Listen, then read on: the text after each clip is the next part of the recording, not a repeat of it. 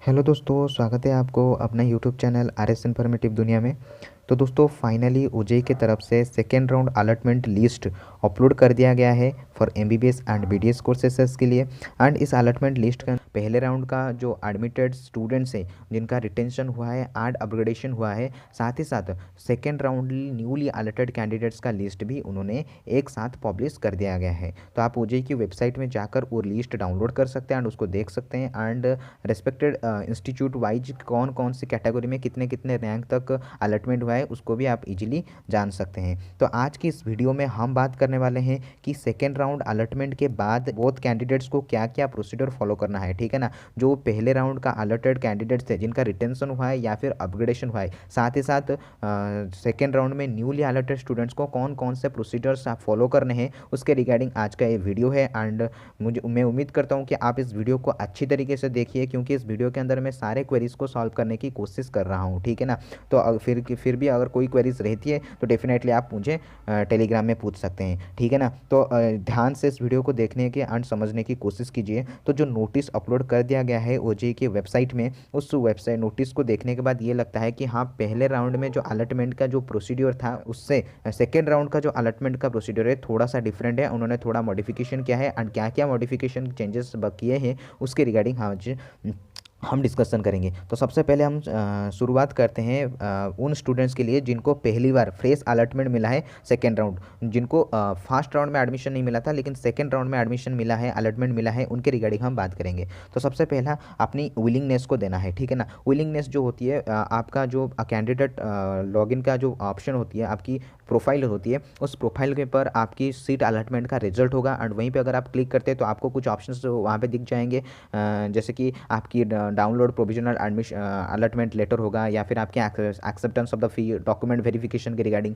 तो इन सारे ऑप्शंस में आपको एक ऑप्शन दिखेगा सबमिट विलिंगनेस। तो उस विलिंगनेस ऑप्शन में आपको दो ऑप्शन दिखेगा, एक तो फ्रीज एक तो फ्लोट। फ्रीज का मतलब होता है कि जिस कॉलेज आपको अलॉट हुआ है उस राउंड में, उस कॉलेजेस में अगर आप सेटिस्फाई होती है तो आपको फ्रीज देना है। अगर आप चाहते हैं कि मेरा अपग्रेडेशन होना चाहिए, मुझे और भी अच्छा कॉलेज मिल सकता है depending upon the number of vacancy, तो आप फ्लोट की ऑप्शन को क्लिक कर सकते हैं। फ्लोट की ऑप्शन को क्लिक करते हैं आप अपग्रेडेशन को चूज करते हैं। अगर आप फ्रीज को क्लिक करते हैं तो आप जो कॉलेज आपका अलॉट हुआ है उसी कॉलेजेस को आप क्या कर लेंगे, कन्फर्म आपको उसी कॉलेज में ही अलॉटमेंट आपका एडमिशन हो जाएगा, ठीक है। अब हम बात करते हैं एडमिशन फ़ी के रिगार्डिंग। तो देखिए एडमिशन फीस के रिगार्डिंग जो ओजेई ने जो नोटिस या फिर जो इन्फॉर्मेशन दिया है वो पिछले राउंड यानी कि पहले राउंड का जो इन्फॉर्मेशन था थोड़ा सा उन्होंने उसमें बदलाव किया है, मॉडिफाई किया है। एंड साथ ही साथ एडमिशन का प्रोसीजर में भी उन्होंने बदलाव किया है। तो एडमिशन फ़ीस को लेकर उन्होंने कहा है कि जो 1 लाख से, ठीक है ना, जिन जिन कॉलेजेस में एडमिशन फ़ी 1 लाख से कम होता है, जैसे गवर्नमेंट कॉलेजेस में होती है उड़ीसा में, तो वहाँ पर आपको क्या करना है, अपनी लॉगिन ID के थ्रू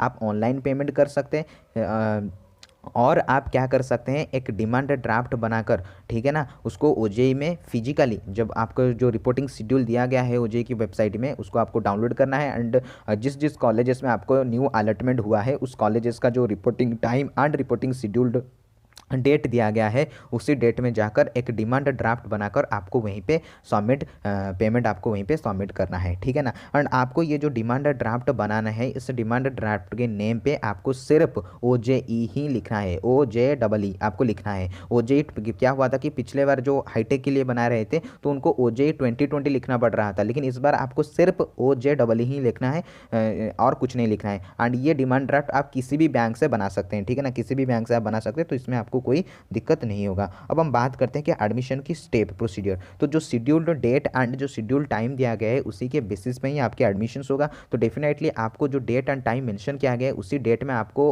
ओजेई सेल भुवनेश्वर का और जो ओजेई सेल है वहीं पे आपको जाना पड़ेगा। एंड जाने के बाद अपनी जितने भी सारे ओरिजिनल डॉक्यूमेंट्स नेसेसरी है एडमिशन के लिए, जैसे कि आपकी बर्थ सर्टिफिकेट के तौर पे आपकी मैट्रिक सर्टिफिकेट, आपकी +2 का मार्कशीट एंड सर्टिफिकेट, आपकी रेसिडेंट सर्टिफिकेट, अगर NRI कैंडिडेट्स होंगे तो NRI का सर्टिफिकेट, साथ ही साथ आपका ये सारे के सारे ओरिजिनल डॉक्यूमेंट्स आपको वहीं पे सबमिट करना होगा। एंड साथ ही साथ आपका जो डिमांड ड्राफ्ट होगा वो भी आपको लेना होगा। अगर आपने ऑनलाइन पेमेंट कर दिए है तो आपको पेमेंट का रिसिप्ट जो होगा वही आपको लेना है। अगर आपको ऑनलाइन पेमेंट आपने नहीं किया है, आप चाहते हैं कि वहीं पे आपको फिजिकल आपको पेमेंट करना है, तो डेफिनेटली आप डिमांड ड्राफ्ट बना के वहीं पे भी पेमेंट कर सकते हैं। अगर ये स्टेप्स आप कंटिन्यूसली फॉलो करते हैं तो डेफिनेटली आपका एडमिशन होगा। अगर इसमें कोई भी मतलब कि किसी भी सर्टिफिकेट में हो सकता है पेशेंट हो जाए या फिर कोई प्रॉब्लम्स आती है तो हो सकता है आपकी सीट को कैंसिल कर दिया जाएगा। ठीक है, अब हम बात करते हैं उन स्टूडेंट्स की जिनको पहले राउंड में अलॉटमेंट मिला था एंड जिन्होंने क्या किया था, फ्लोट के ऑप्शन को चूज किया थे एंड इस बार उनका रिटेंशन एंड अपग्रेडेशन दोनों हुआ है। तो उनके रिगार्डिंग क्या क्या प्रोसीजर फॉलो करना है,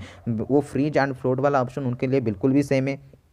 उसके साथ साथ एक न्यू इन्फॉर्मेशन उन्होंने दिया है एंड वो होता है अपग्रेडेशन राउंड। तो अपग्रेडेशन राउंड में उन्होंने ये साफ साफ बताया है, in view of vacancy existing at the end of the second round. ठीक है ना, उन्होंने ये लिखा है कि in the view of vacancy existing in the second end of the second round and to minimise vacancies for the spot round under covid pandemic situation, another round of upgradation shall be effected among existing candidates before the spot round. तो उन्होंने कहा है कि spot round से पहले ही एक तीसरा round किया जाएगा जिसका नाम है अपग्रेडेशन राउंड एंड उस अपग्रेडेशन राउंड करने का इंटेंशन उनके पास ये है कि वो चाहते हैं कोविड पैंडेमिक सिचुएशन की वजह से स्पॉट राउंड में जितना स्टूडेंट आ सकते हैं उन स्टूडेंट्स का नंबर को मिनिमाइज किया जा सकता है।